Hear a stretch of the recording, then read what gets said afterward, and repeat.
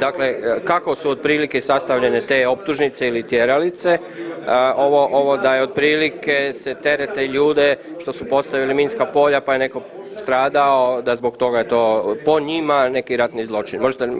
Da, konkretno recimo ljude koji su bili u našoj inženjerijskoj postrojbi, koji su imali zadatak zaprečavanja i postavljanja minskih polja u sustavu obrane Vukovara, su optužili da su kao civili postavljali minska polja, da su ugrožavali znači sustav bivše SFRJ, da su zbog njihovog takvog djelovanja točno pobrojeni ljudi koji su poginuli kao vojnici, oni su kao civili ugrožavali ustavni poredak i rušili SFRJ.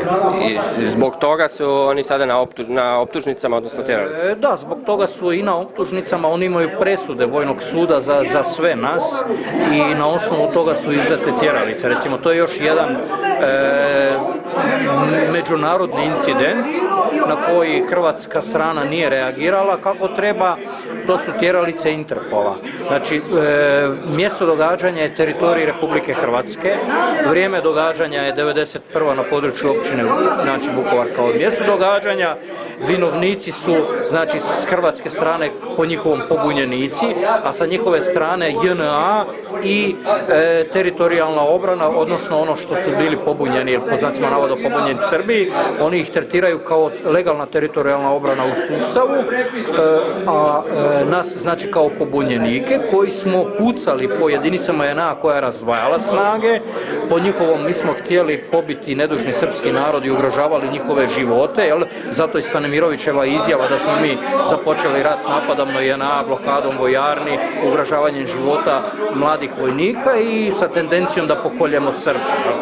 Pa prije svega Stanimirović je jedan od vođa tog nacističkog režima Slobodana Miloševića, koji je bio dio okupacionih vlasti, ne pobunjenih Srba, nego okupacionih vlasti nacističkog režima Slobodana Miloševića. Zbog čega?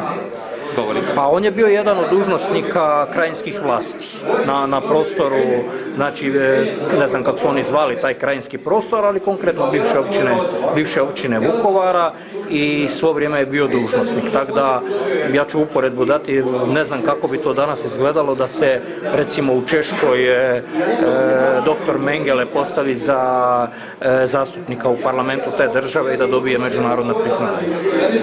Recite mi, je li gospodin Purda na jednak način optužen, odnosno zadržan zbog iste optužnice, slično ovo što ste pričali? Da, slična optužnica. Oni su utvrdili da je s određenog položaja određena skupina koju su imali u logoru, konkretno i gospodina Purdu i Peru Janjića, koje su imali tada u svojim rukama u logoru, da su s tog položaja pucali po jedinicama JNA i na taj način su i optužili da su izazvali smrt ovoga ili onoga, a ne spominje se da su oni izvukli ranjenog vojnika i odveli ga u bolnicu da mu se liječi. Jer na istim optužnicama možete naći i pokojnog doktora Njavru, kao i doktoricu Bosanac, kao dio sustava gdje smo mi tako dovlačili i lovili i Srbe i nedužne vojnike i ranjenike da bi im oni skidali organe, onda smo te organe prodavali. To je isto dio tih optužnica famoznih koje su tamo prisutne. Možete li za naš portal evo ukratko ponoviti najvažnije zaključke ovog sastanka što je bilo? Dakle, što ćete zahtijevati od hrvatskog državnog vrha? Prije svega napomenuli smo znači da kao legalna i legitimna vlast 1991. godine u Vukovaru povjerenik vlade za općinu Vukovar Marin Vidić Bili, ja kao ratni zapovjednik, sekretar za narodnu obranu gospodin Danijel Rehak i gospodin Stipo Pole kao načelnik policijske uprave zahtijevamo znači da sjednemo za stol sa najvišom razinom vlasti u Hrvatskoj, to je predsjednik Ustavnog suda, premijerka, predsjednik Republike i predsjednik Sabora i da te stvari pravno raščistimo, ali to nije samo taj dio, nego smo napomenuli da su branitelji i zapovjednici jednako tako zatvarani, proganjani i sljeđivani i tučeni punih 20 godina kako s hrvatske, tako i sa srpske strane oni koji su bili zarobljeni. Ja sam danas ovdje donio zaključke koji su bili u rukama saborskih zastupnika te 1991. 1992. godine. Po tome smo mi optuženi, jer ja sam isto jedan od osoba koji je bio isljeđivan i zatvaran, da smo pisanjem one famozne medijske optužnice imali nalogodavce iz Beograda i da nam je bio za cilj rušenje vrha hrvatskih vlasti i ugrožavanje ustavnog poretka Republike Hrvatske.